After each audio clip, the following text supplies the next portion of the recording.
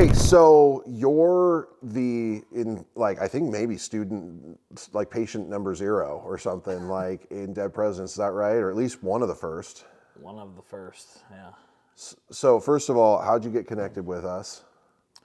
A little bit of a long story, but to keep it short, I guess my sister and brother-in-law knew you from a long time ago, I guess, up in Seattle, and she told me to get in touch, and I was like, well, I'll see what happens. Like Facebook message a guy from California. I'm from Upper Michigan, so it's like, for me, I was like, I don't know, he's probably not even going to respond to me. And next thing I know, I think you'd started a book club early last year, and then the book club ended and kind of launched into the first round of the mentorship. So. Yeah. So when you got involved, like obviously, I think it was your sister that was like, hey, you should connect. It was obviously over the topic of real estate. But what I remember most is like you went like all in quick. Like you were a part of everything. Like what drew you? Like what were you finding, or what were you interested? What were you looking for at that time? I think I was just looking for more. I knew I've kind of dabbled in. I'd started a small woodworking company outside of my 9-to-5, and I knew I was making more money doing that, but then you don't have the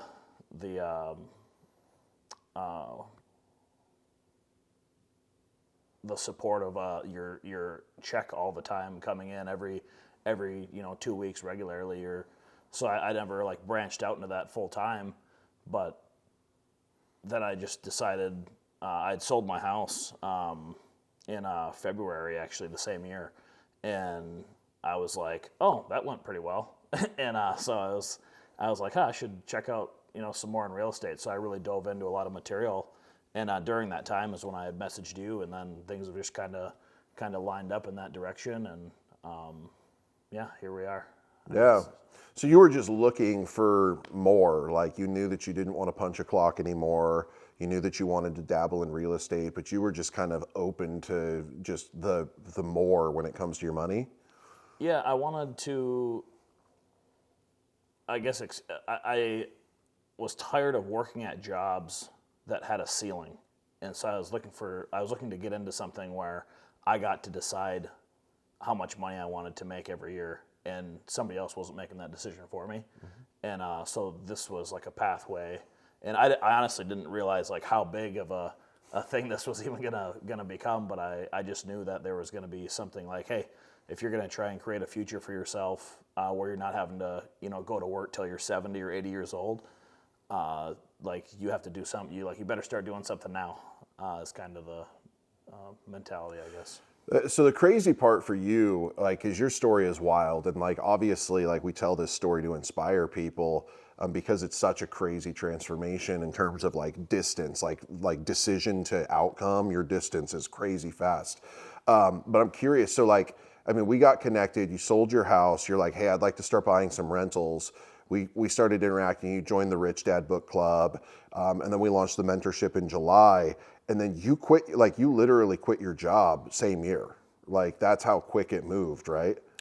Yeah, and I actually like forced myself to stay at my job longer. I quit in December, so basically I think the mentorship started in June.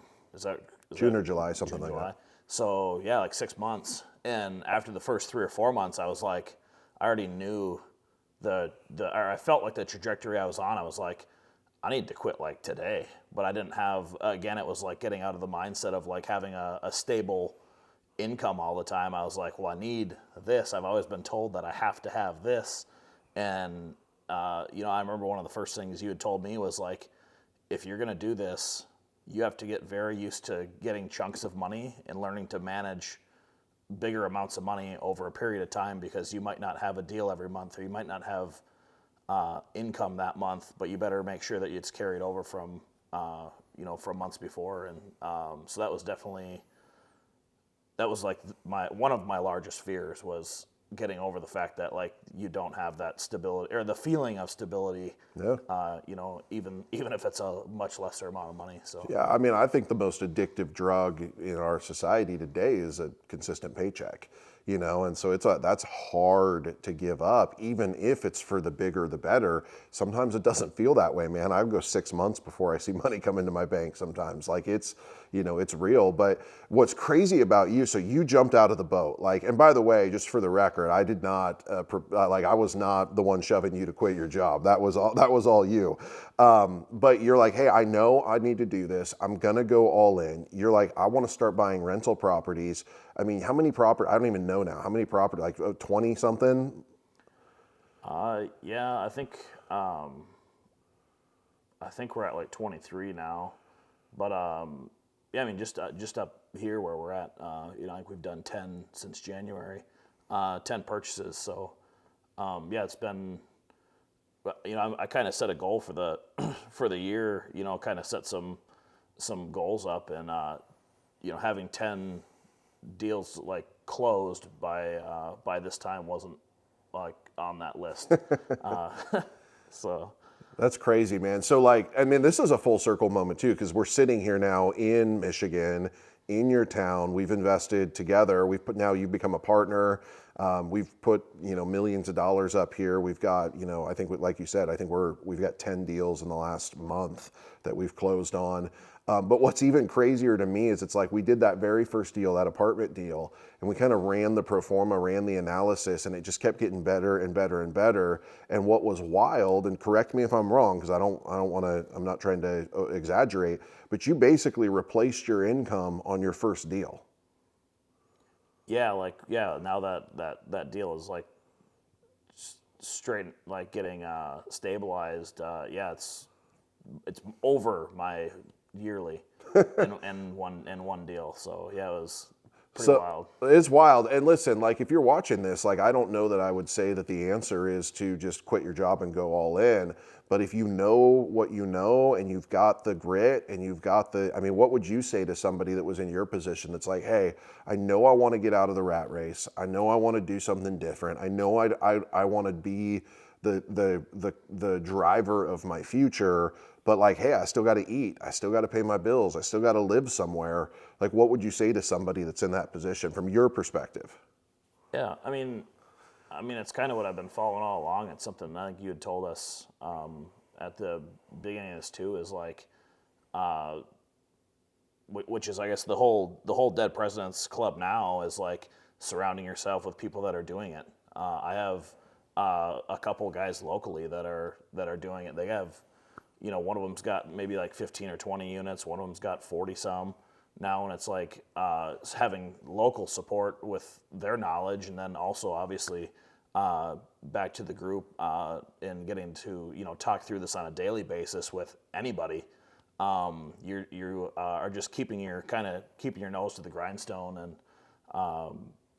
that's, I mean, I guess that's the advice I would give for anyone getting into this, is like just continually surround yourself with the people that are doing it, because that's the only way you're going to like gain the knowledge to get to where you want to be. And yeah, I guess That's great, man. Yeah, and I would say the other thing that's so interesting too is like, I mean, this is my first time up here in the Upper Peninsula. I mean, what'd you tell me? This town's like a population of like 20,000, and you just rattled off. You've got a buddy with 40 doors, a buddy with 50 doors. You got 20 some doors. Like and this is a small town, and so like, what would you say to anybody who's like, well, my market's too saturated. There's too much competition. There's not enough opportunity. Yeah, I think the big thing is you're not looking in the right places. There's definitely like places that are more saturated than others, but I think the big thing is, hey, if you know, there's a lot of people buying pre-foreclosures, or if there's a lot of people buying a certain way, it's like, okay, like that's not your way in that community. Then it's like that city.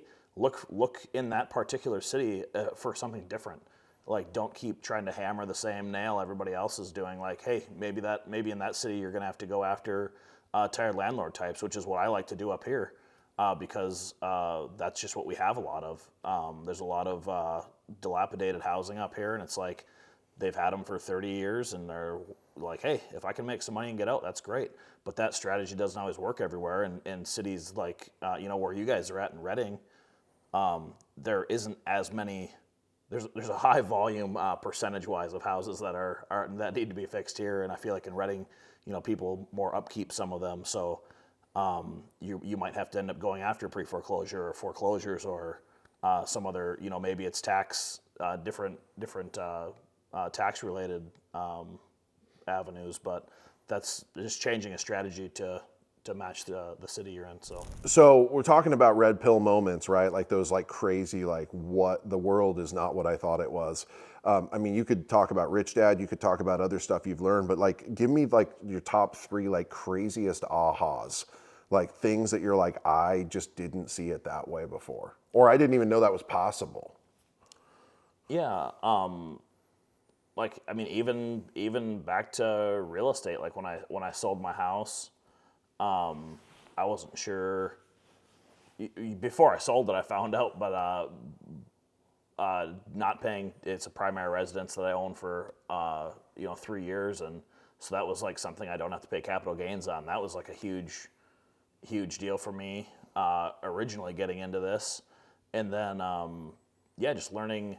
I think my first house, the first rental I purchased was a really big BRRRR opportunity, and I bought it with my cash from when I sold my house, and so advance 9 months now, and I'd be like, oh well, that probably wasn't a great decision because I just spent $80,000 of my own cash, and now I look at my bank account now and I'm like, man, I wish I had $80,000 sitting in my bank account, and could have done it another way. So I think that was those are a couple of the major things. And then honestly, we talked with your CPA. We talk with him once a month now, and like the things I learn about how to avoid paying taxes on money that I'm getting now, I'm like, for me, the whole thing is mind blowing that this isn't taught to you in like 7th grade. Right. Like every student in middle school, high school, this is what you should be learning how to do with your life. Not like nothing else matters besides being able to manage things like this. And so some of the tax strategy stuff now that we talk about, that's been hopefully you guys end up doing a series with him too. But he is a wealth of knowledge as well as you in that department. And like I feel like every week. We jump on there, and I'm just like, man, like I never thought about, I never would have known to do something like that. It's just not information that everyone has access to. Yeah, man, I think the education system has failed us badly. It's failed not just us, but it's failed our parents' generation, our grandparents' generation, and now it's failing the youth of tomorrow. And the choices are that we just accept that that's how it is, or people like you and I step up and say, no, we're going to give this information away. And I don't think that it's frankly, I mean, I'm not a conspiracy theorist, but I don't think it's on accident that this stuff is not taught. I think that the system wants us to play by a certain set of rules so that the system can benefit while the rest of us are gatekept from breakthrough in our financial lives. And so that's kind of part of the agenda. And so I'm hearing you talk about I've had these same experiences. And the crazy part is like now I'm the coach, like I'm the mentor, and I'm still like having these like mind-blowing moments where I'm like, I can't believe I joked, and maybe I'll actually do it, but I've been joking. I'm going to write a book called "I Can't Believe That's Legal." Like the stuff that you should have known in 7th grade that we literally feel like is illegal are the rules that were set up by the system for people to build wealth if they just know the rules. And so like I hear you, like tax strategy, debt strategy, like to your point, like I don't use my cash to buy stuff. Right? I use other people's money.